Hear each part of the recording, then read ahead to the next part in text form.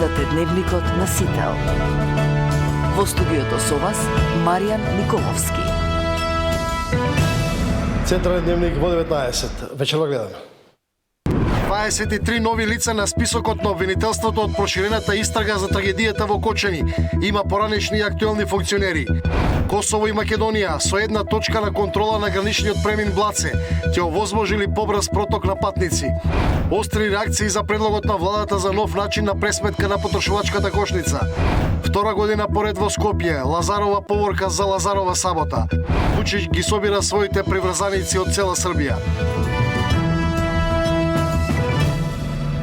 Балканот во геополитичките случувања, европеизација или радикализација, Загреб, Тирана, Приштина, наспроти Белград, Будимпешта, Македонија и регионалните случувања, дали Трамп и Путин цртаат сфери на влијание на овој дел од Европа. По тема на денот, регионална анализа со Александар Чомовски. Добро вечер, останете овде, почнува веднаш.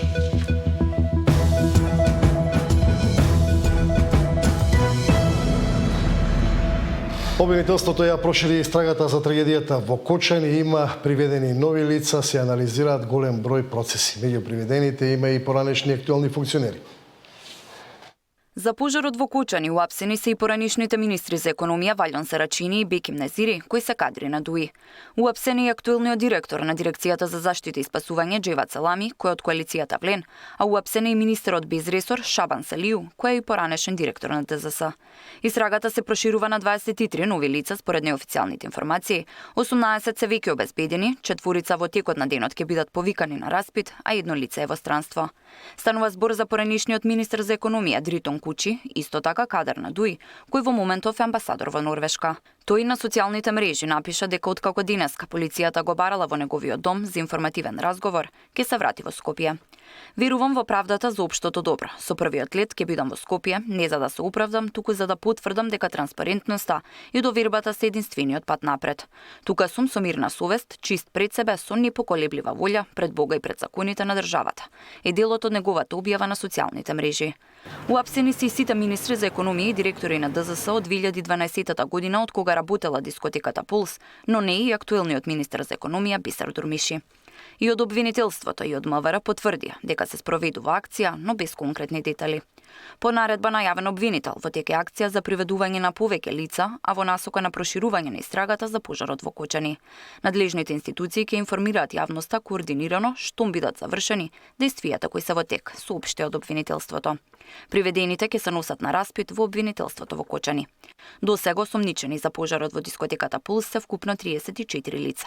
Еден од осомничените, според документите, управител на дискотеката, им подлегна на повредите. Обвинителството синоќа побара да се продолжат ефективните и кукините притвори за сите, а за тројца, еден поранешен директор на ДПИ, еден инспектор и еден член на обезбедувањето во дискотеката, ефективниот притвор да се замени со куќен. Од судот во Кочани за Сител вела дека се уште нема донесена одлука околу предлогот на обвинителството. Тамара Дичевска, Сител телевизија. Состојбата на останатите повредени кои се на лекување во домашните и во странските болници останува непроменета. За денешниот медицински билтен Александар Динев.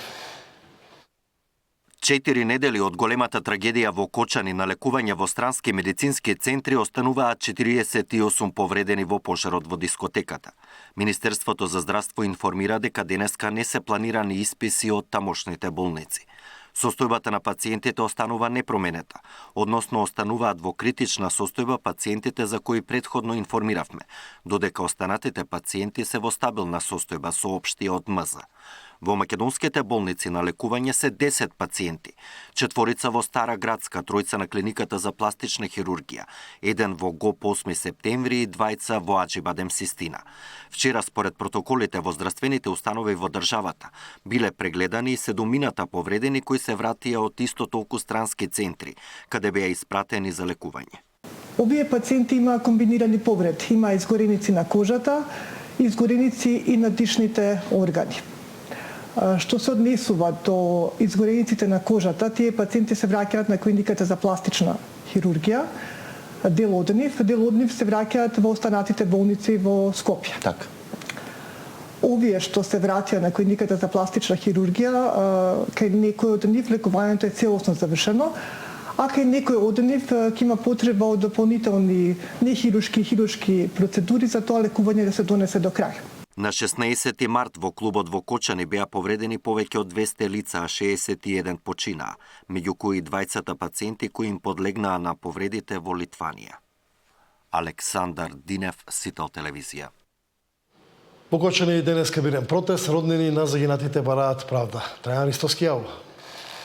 Семејствата на загинатите од трагедијата во Кочани денеска организираа протест под мотото за доследна реакција. На протестот семејствата на жртвите ја повикаа целата држава да ја сподели нивната болка и заедно да побараат правда за 62 прерано одземени животи, а повеќе од 200 се повредени. Над 50 од нив се уште се во здравствените установи во земјава и странство. Символично, учесниците на маршот тргнаа од паркот на револуцијата во 12 часот и 5 минути, со што го искажаа незадоволството од задоседната реакција на надлежните институции, како една од причините за големата трагедија. Тешко е. Тешко е. Болката е стварно голема, ама тоа е.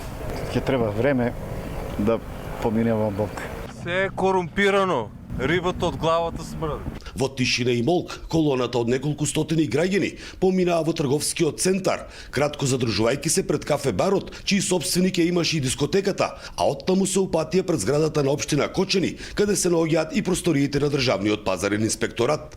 Со едноминутен молк пред полициската станица, граѓаните го искажаа незадоволството од ненавременото постапување за да се спречи катастрофата, а потоа пред основниот суд и основното јавно обвинителство побараа информации за досегашната истражна постапка. Граѓаните на маршот истакнаа транспаренти со надписи: "Нашите ангели заслужуваат правда", "Стоп за селективна правда", "Ова не е несреќа, ова е убиство". Потоа се вратија на почетното место во паркот и најавија дека ваквите протести ќе продолжат се додека не се откријат и казнат виновниците за трагичниот настан. За Сител, Трајан Ристовски. Косово и Македонија со една точка на контрола на граничниот премин Блаце ќе овозможили побрз проток на патници. Втора година поред во Скопје, Лазарова поворка за Лазарова сабота.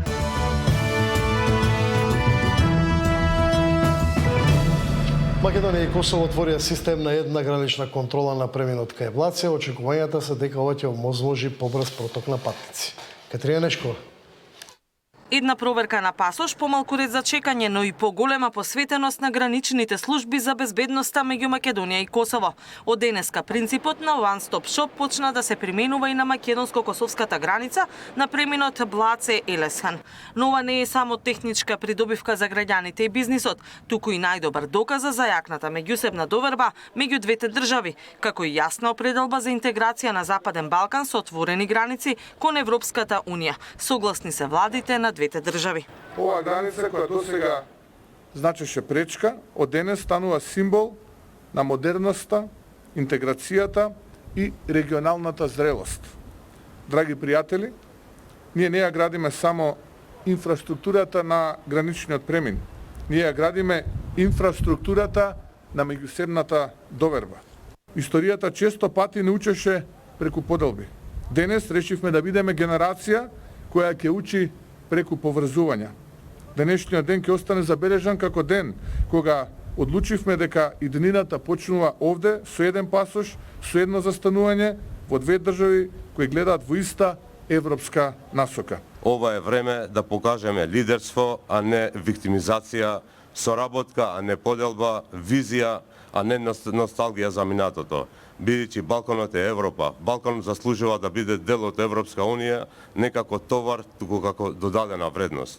И косовскиот премиер Курти вели дека освен инфраструктурно поврзување, ова е голем чекор во добрососедските односи. Иницирам во 2000 години иницијацијата на заеднички граничен премин во Блаце по концептот влез. Влез е пример за еден конкретен и практичен пример и знак за поголема доверба помеѓу нас. Се надевам дека ова ќе биде придружуван со најскорошно завршување на автопатот Скопје-Блац и тунелот Призрен. Два суштински проекти кои што дополнително ќе ги зајакнат од поврзувањата помеѓу граѓаните и бизнис. Ни сите три гранични премини кон Косово лани поминале над 5 милиони граѓани, од кои 4,3 милиони се токму низ граничниот премин Блаце-Елесхан. Целта е јасна, побрзо, поедноставно и побезбедно преминување на границата. За патниците тоа значи една проверка наместо две, пократко чекање и подобро искуство, а за службите по ефикасна работа, подобра координација и посилна борба против незаконските активности. Ова несомнено е рефлексија на нашите заеднички аспирации за отворени граници, но и безбедни граници. Форматот на граничен премит со само едно застанување сега е успешно реализиран со Република Албанија, а убеден сум дека исто така ќе биде успешен и со Република Северна Македонија. Токму државниците од двете земји имаа прилика први да го поминат преминот само со една проверка. Катерина Нешкова, Сител телевизија. Коалицијата Влено останува обединета, но деталите за поделбата на општините на локалните избори остануваат тема за која дополнително ќе се разговара. Ова е заклучокот од вчерашниот состанок на четворицата лидери на партиите од оваа владина коалиција. Конструктивен и пријателски бил синоќешниот состанок на лидерите на коалицијата Вреди. Тие се поблиску до договор за заеднички настап на локалните избори, што беше и најголемата пречка меѓу партнерите.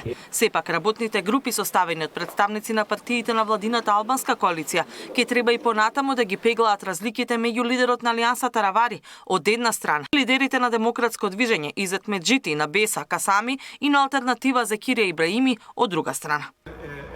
Разговаравме за следните избори, за следните средби. Беше во сосема пријателски и колективен дух. Детално ќе разговараме за тоа во кои општини ќе одиме заедно. Така што ова беше уште една позитивна средба во духот на соработката. Апсолутно, ние сме заедно. Продолжуваме заеднички и останува да се разговара само за деталите и општините за тоа како ќе се поделат.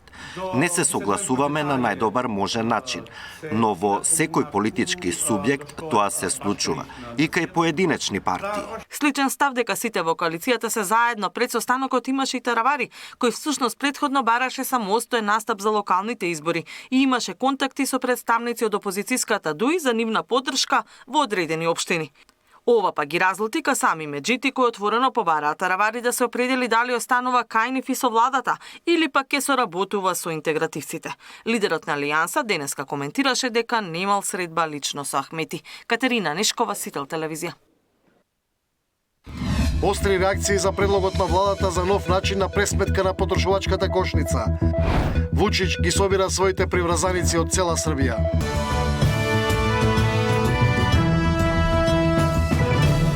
Да, остри реакции на најавата на владата за нова пресметка на синдикалната кошничка. Од ССМ велат дека ниту во нивната кошница нема алкохоли, цигари, ниту пак летување во странство.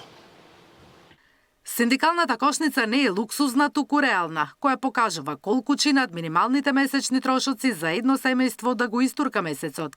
Реагира ССМ по најавата на власта дека ја скроиле нивната просечна кошница. Ни во синдикалната нема одмор во странство, туку 10 дена во бунгало во Тојран. Има и еден хамбургер месечно, но и трошоци за превоз, сметки, лекови, образование, односно се она што домаќинствата го трошат, велат од ССМ.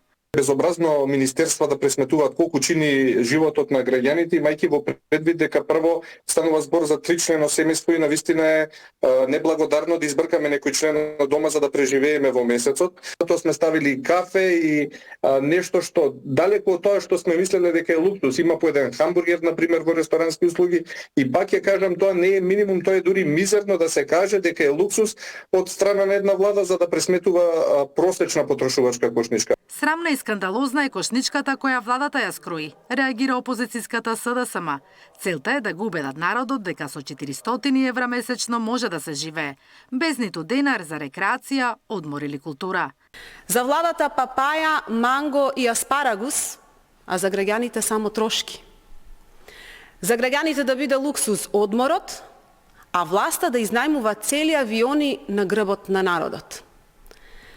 Целта на владата е да го замени реалниот показател, минималната синдикална кошничка со нова, владина креирана просечна потрошувачка кошничка. Ама не за 4-члено, туку за 3-члено семејство. Заменик министерот за економија објави дека во просечната кошница нема место за алкохол, цигари, вонсезонски овошја, но и за одмор во странство. Што ќе содржи ристески необелодени, но изјави дека ќе биде реална. Владината кошница сега ќе треба да ја усвои социјоекономскиот совет. Наташа Мерсовска, Сител телевизија. Затворени 4 угостителски објекти на југоистокот поради недоследност во заштитата од пожари. 4 големи угостителски објекти во југоистокот, од кои 3 во Струмица и 1 во Ѓевѓелија се затворени, бидејќи не ги исполнувале условите предвидени со Законот за заштита и спасување. На истите им била изречена и глоба во висина од 5000 евра. Објектите ќе бидат затворени се до моментот додека не ги отстранат недостатоците кои биле констатирани за време на надзорот, направен од страна на инспекторите за пожар. Главната причина за затварање на објектите е немањето техничка документација, односно елаборат за заштита од пожари и експлозии и планската документација. Елаборат се доставува од страна на инвеститорот при градба на објект, на нов објект, при реконструкција или пренамена на веќе постоечки објекти.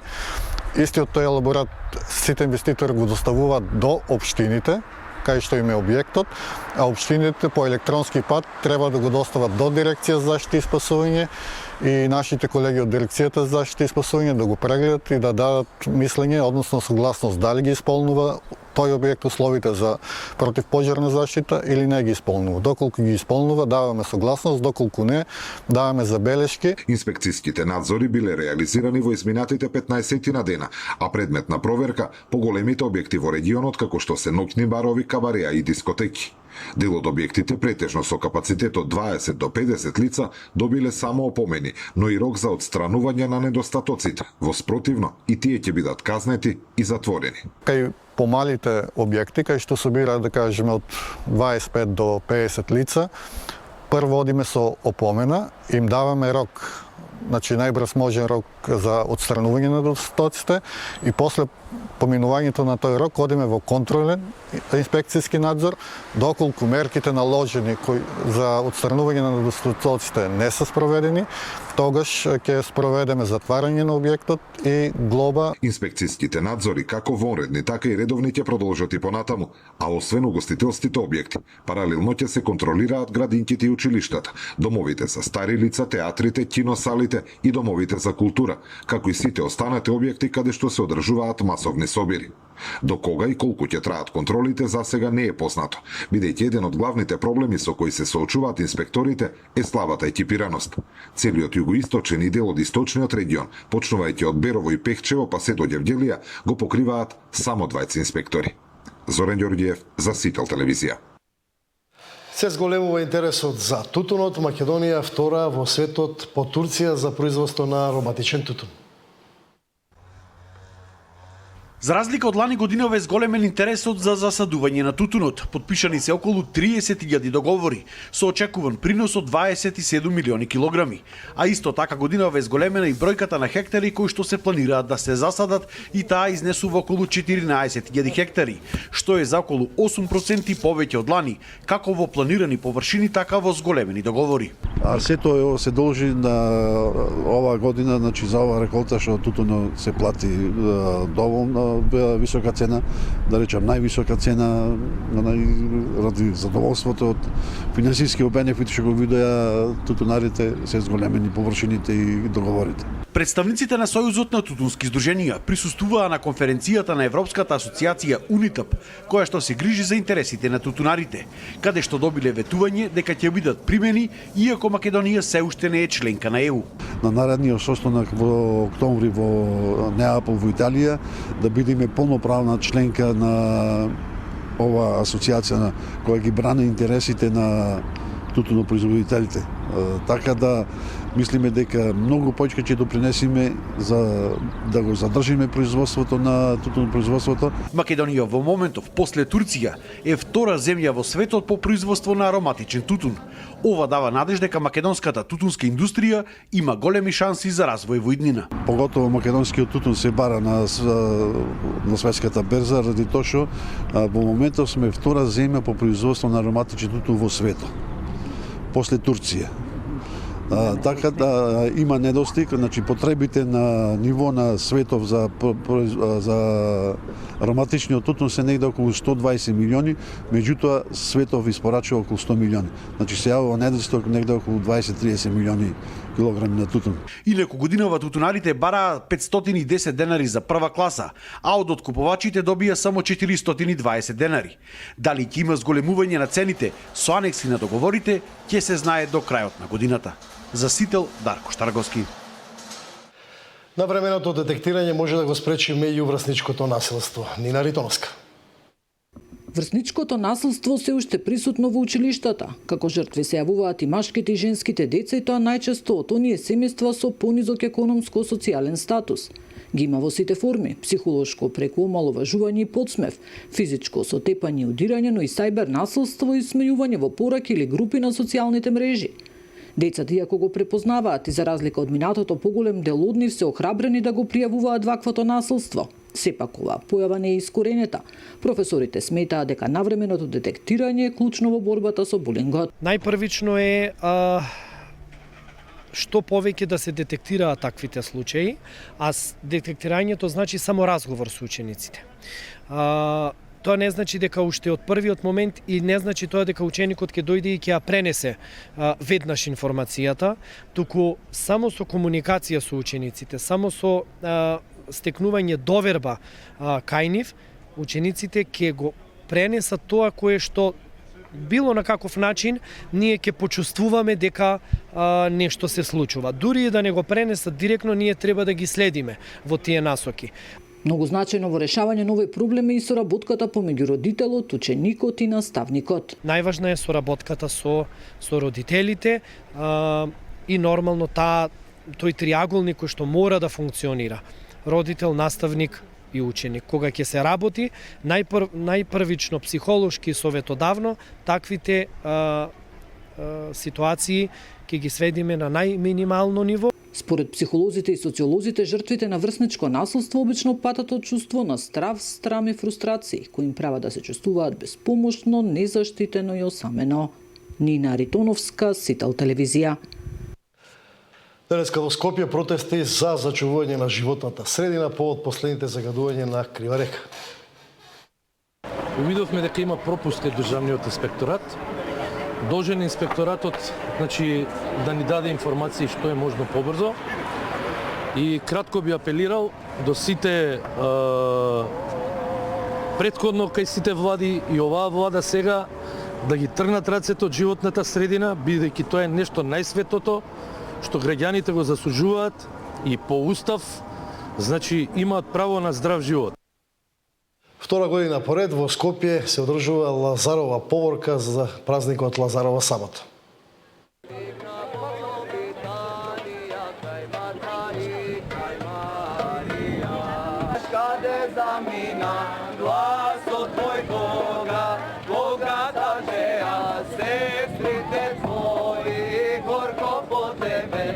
Нашите, како да ги кажам, нели волонтери од Кичево, кои што веќе долги години го организираат Лазаровиве поворки во Кичево.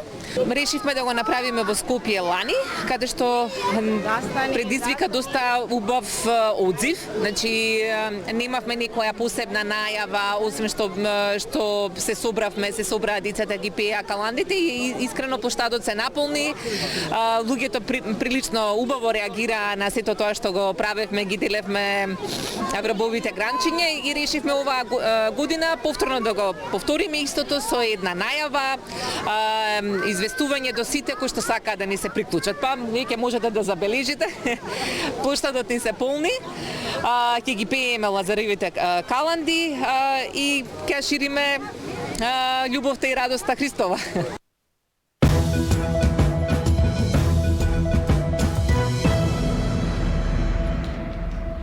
И наред се минутите за темата на денот. Мој вечерашен гостин Александар Чоновски. Добро вечер. Добро вечер.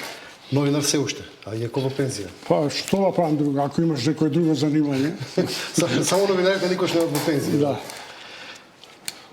Морам да ти кажам дека ја морам да бидам малце поскромен за разлика од твојата бомбастичност дека за геостратегија со мене ќе разговарате, меѓутоа Добро, морам да признам дека следам, ама повеќе ќе се задржам на тековниве движења со некакви алузии, особено затоа што омилен ми е Черчил и проучувањето на руско-лидерскиот ментален склоп. Па добро, тука некаде и веројатно темата на Балканот. Денеска, например, имаме еден интересен ден. Александар Вучич ги собират, како што вели, цела Србија во спас на Србија. Еди Рама почна кампања за парламентарните избори со слоганот Албанија во Европска унија 2030. Еве ние и Косово отвараме една точка на премин. Каде водат овие политички случувања на регионот? Да ти кажам право, Николовски мене и уште една нешто, последната анкета на Орбан вели дека има помал рейтинг од новата политичка партија опозиција. Тоа ќе се бизицира такви случувања и одхок реакциите на внатрешната сцена. Меѓутоа, мене ме радува што Мицковски премиерот замина на граничниот премин кон Блаце, зашто мислам дека тоа можеби е знак дека Кочани и истражните действија конечно се препуштаат на обвинителствата и дека немаат потреба од таква екзалтација како што тоа беше после првиот случај со првите денови. Да, денеска немаше ни изјави. Денеска немаше и тоа е добро. Тоа е прв. Ама мислам дека изјавите денеска од премиерот ги нема по една друга причина, да не навлегаме на таа тема. Иначе што се однесува до Србија, ми се чини дека ова беше очекувана контраофанзива на српскиот претставител после очигледниот притисок на делот, значаен дел од ова интелектуално-демократска јавност во Белград. Меѓутоа, по она како е замислено сценариот и како се одвива целата целиот тој одговор на мотото кое базира не дамо Србија, нели? Што на одреден начин мене ми наслутува на газиместанските пораки од Милошевиќ не дамо Косово. Мислам дека Вучич си ја допи пораката од дел од опозиционите мислења, тама има некои други солуции, меѓутоа е факт дека мене ме воодушевува студентскиот набој, без оглед како ќе го крстиме, од кого е, дали е шарена, постшарена, постсрпска и така натаму, таа упорност во која студентските представници заминаа со велосипед до Страсбург за да ја кажат својот дел од вистината. Она што ми се чини дека во овој момент е можеби една преокупација на Вучича, тоа е мас покрет да направи, а тоа е преку трансформацијата на политичките сили со неговото движење за народот и државата. И на крај, апропо на тоа, слушам вест која не ми се верува, дека десетина автобуси со 11 со представници од Македонија, не велам дали се срби или не, заминале на протест кај Вучичи во Белград. Тоа само по себе може би е исконско право на некои граѓани и така натаму, особено од српската. Меѓутоа, постал некој дел од српската заедница. Меѓутоа, која е пораката на нивното патување? Стојковиќ мора да се замисли дали праќа добра порака на македонската влада и на македонската јавност. Да не правам никакви паралели ако трнат други десетина, стотина автобуси од соседството било каде и било кон кого. Мислам дека таа така наречена интернационализација на така нареченото убедување дека светот е неправеден кон Србија, баш и не ни служи добро во развивањето на... Не се само од Македонија, чинам дека има и од Република Српска, од Црна Гора, има дел од Косово, од целиот српски свет има. Тоа е суштината, дека ние треба да излеземе од таа матрица на целиот српски свет. Затоа што, гледате, да оставиме Србија тоа да си го решава сама. Нит сме ние причина, без оглед што Вучич се обиде преку шарената револуција да не импутира, сега веќе е заглавен, ниту пак прашањето на внатрешните политички делби произлегуваат од потребата за спасување на Србија. Тоа е, според мене, внатрешен проблем, сериозен внатрешен проблем кој може, ако ја помине границите, да изврши дестабилизација нова на регионот. На целиот Балкан. На целиот Балкан, да. Па во тој контекст и например, како коментирате оној дел на спогодба за меѓусебна воена соработка, кој слово кажано, меѓу Загреб, Приштина, Тирана, од друга страна е приказната за Орбан, Вучич или Будимпешта, Белград. Ние сме некаде тука дел од тој отворен Балкан кој што веројатно последната година не постои. Јас сум критичен овој пат на Муцуски и на Мицкоски, ќе му давам признание што сме надвор од овој изблик на така наречена воинственост во реториката и во гестовите. Прво затоа што ми се чини дека е опитно малку да реафирмираме она стара дефиниција на надворешната политика на Григоров еквидистанца. Сега ми се чини дека најмногу ни одговара овој принцип. Зашто е добро што не сме? Затоа што ми се чини дека дефокусацијата од НАТО оди кон мобилизација на дел од силите и од естаблишментот на овие така наречени пост-НАТО или паралелно НАТО воени сојузи или сојузи на соработка. Што би соработувале Хрватска со Албанија или Србија и Украина воено-безбедности? А да не е во рамки на НАТО? Не е во рамки на НАТО. Тоа е едната работа. Второ, ми се чини дека тоа само по себе може да импутира цела една лавина на такви сојузи која на Србија најмногу им погодува. Бидејќи тоа значи приклучување на Република Српска, тоа значи евентуално приклучување и на дел од незадоволниците во Романија и така натаму, и ми се чини дека не е тоа единствениот одбранен механизам на нова глобална геостратегија. Прашањето ми беше повеќе во контекст пропадна ли отворен Балкан како приказна у моментов покрај она што се случува на ниво на Европа, на ниво на глобален свет, на рефлексиите врз регионот, и да не забораваме кога велиме што ќе соработуваат Загреб, Тирана, ма Тирана веќе ќе прави оклопни транспортери кои веќе и тоа веќе има голем дел од европски држави со нарачки, така. Веќе ги безицираат тие оклопи. Сега ми доаѓа промислата, замисли што се само 35-40 години во светските движења. Ние го уништивме металски завод Тито, кој беше стожер на делот... Не само тоа, и Руен и некои други. Од тешката индустрија со те 55 тенковете и така натаму, за да сега се доведеме во ситуација сегде околу нас да никнуваат. А 90 од Тирана имаше продавница за електроника, ред кинески штрафцигари и ред кинески руски сјавици. Има уште една работа која овој контекст има прилично важно геостратешко значење, а тоа е обидот за наоружување. И тоа едно е прашањето на НАТО стандардите и на НАТО политиката, друго е што секој од нив билатерално воведува своја внатрешна обнова на потенцијалите, вклучувајќи ги Бугарија и Србија со МиГ, со F-15, 16 и така натаму.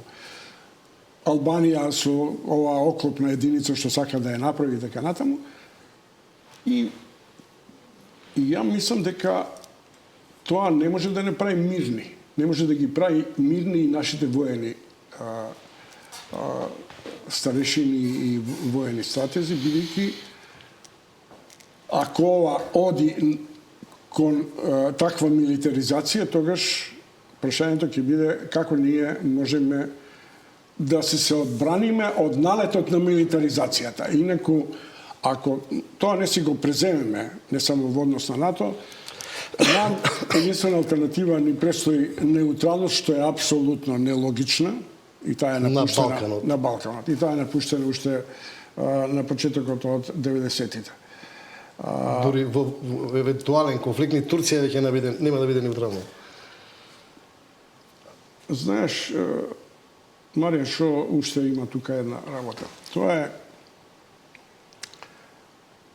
руско-украинското примирие и руско-американското договарање ќе предизвикаат нова геостратешка поделба. Таа поделба произлегува меѓу другото и од првата реакција на специјалниот советник на Трамп за Русија и Зола, кој вели не е никаква трагедија ако се направи демаркација нова на Украина. Делот Украина што е заземljena од Русија останува под ингеренции на руската армија, дека тука ќе се инфилтрираат француско-германски копнени сили и тука ќе се направи една демаркација. Демаркација која за Украина, која е огромна територија, со над скоро 50, не знам сега дали има 30 милиони жители, представува прототип на испитување дали такви солуции може да предизвикаат нова меѓународна асиметрична поделба на регионите и на стратешките влијанија. Во тој случај, внимателноста предупредува дека треба да се сместиме Балканот е прв на да се сместиме во рамништето на оние кои упорно ќе инсистираат на така речена европеизација на Балканот. Во тој контекст ми беше предходното прашање на линијата.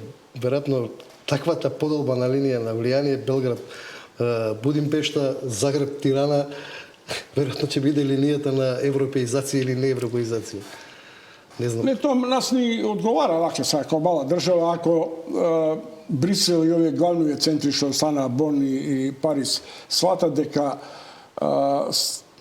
шегата ја однел дјаволот и дека треба да се занимаваме со тоа како да дојде до реална политичко-безбедносна и економска интеграција на овој дел од Балканот. Секоја натамошна сепарација создава немир кај соседите кои се дел врзани со пред со Србија и со Македонија, бидејќи околу нас се случуваат прилично значајни промени. Во овој момент, според мене и според мој вкус, затоа реков на тековни ангажмани ќе се задржам, е очигледниот добар сигнал кој ги примаат властите во Скопје во однос на релациите со Софија и со Атина. Младиот Муцунски смогна сили да замине у Бугарија и да им одаде признание на бугарските власти за начинот на кој реагираа. Први сместувањето во Албанија и така натаму. Беше и во Грција. И беше и во Грција. Во Грција веќе се промовира нова филозофија. Нема Северна Македонија. Има филозофија во која мала Македонија бара од значајната голема Грција свој придонес во етаблирањето на Македонија во рамките на европските скали. Ако тоа се случи, ако ние добиеме таа поддршка, ние тогаш се враќаме на Солунската агенда, која почна сериозно да зборува за интеграција на Западен Балкан кон Европската унија. И сосема за крај, во тој контекст, оптимистички ли е најавата на кампањата за парламентарните избори на Еди Рама, Албанија, па и тука некаде и ние, Западен Балкан, 2030 во Европа, или? Господ знае да прогнозира ова нумеречка дипломатија во услови кога се уште не се знае што ќе се случува. До 2030 веројатно поделбата на сфера на влијание меѓу Америка и Русија на Балканот ќе биде јасна. Ќе се знае дали дали останува повторно бивша Југославија 50-50 или оди комплет у едната зона, тоа е... Не, тоа нема да биде 50, нема да биде Јалта 2, но може да биде сериозна индикација за мини преклjuување. И тоа може баш да трне од Белград и од Бања Лука и да предизвика лавина на така наречени современи интеграцијски процеси, но таквата етнизација за Македонија е погубна. Тогаш нам ни престојат џидови, преселби и така натаму, што не е најсекно. Ми се чини дека и Мицкоски и Муцунски ја сватија потребата да ја симнат реториката на ексклузивитет, или ти или ние, или да се воведе реципроцитет и гаранции, или нема договори. Таквата исклучивост не е својствена за мали држави и особено за политичари кои не се со габарит дека учествуваат во важните светски настани.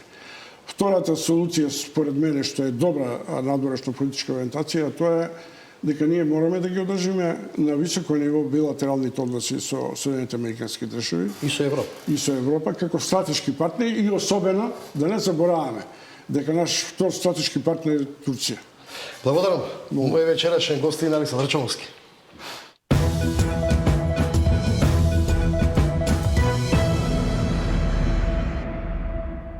По продолжение блог вести од светот.